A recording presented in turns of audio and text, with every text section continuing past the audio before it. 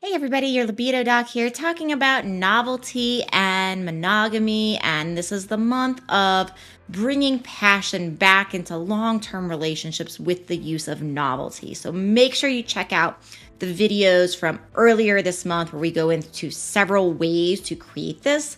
Today we're talking about novelty in places, how to create novelty in places. And remember, the purpose of novelty is to bring back that dopamine, right? That newness, that drive, that passion, that pleasure.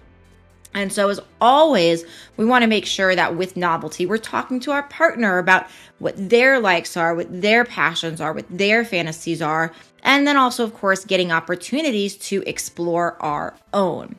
So one of the things that we can do for this is places, is basically having intimate relations in new places. And this can be a wide variety of new places, meaning it like, have you had sex or have you had intimate relationships in every room of your home, right? Is there a room you haven't tried? Right? Do you ever try having sex in the shower, in the bathtub, right? You have a hot tub in the hot tub using cleaning supplies and all that good stuff. But you want to make sure you're really considering where are the new places. If you have a private place outside, how about outside, right?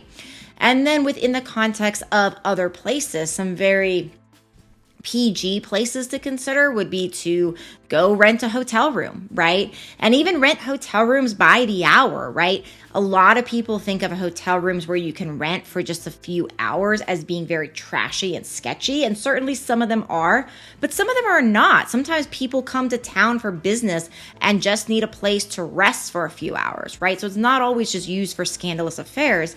But I've seen very, very nice hotels rent out rooms for a afternoon or for a few hour place where it is not a dingy rundown place. And a lot of times people think of like, oh, renting hotel rooms by the hour is going to be just a dingy, gross, sleazy place. But you can actually find a lot of very nice places that offer that.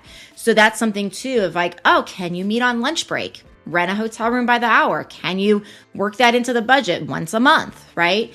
Looking at some of these things to do to create a level of novelty. And then with the novelty, one of the secret things for places is one is scheduling it, but also then leading up to it. Remember, because in the beginning of relationships or when you're excited to do something you haven't done for a while, you're planning it, you're thinking about it, you're talking about it, right? If you have a vacation coming up in a couple weeks, you're increasing that dopamine, that motivation, that desire to be there, that excitement, in part through the power of the mind. The mind is thinking about it, what you're going to wear, what you're going to do, what you need to plan.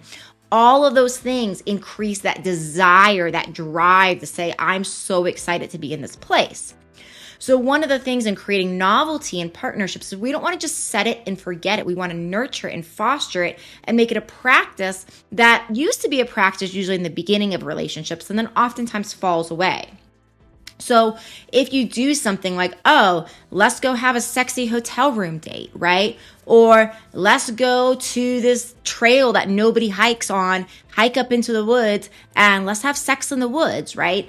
All of these different types of things we can do. And if we do those types of things, we want to make sure we're planning that and being like, oh, thinking about like, what am I going to wear under my hiking clothes? Or what am I going to bring to the hotel room? And sending our partner flirtatious texts and talking about it and, these sorts of things. So you want to make sure that you're really putting effort into the mental process of it too, and putting that energy outwards towards your partner, because that's what creates that longing. Right? And that longing is part of that dopamine release, that motivation, that passion, that pleasure.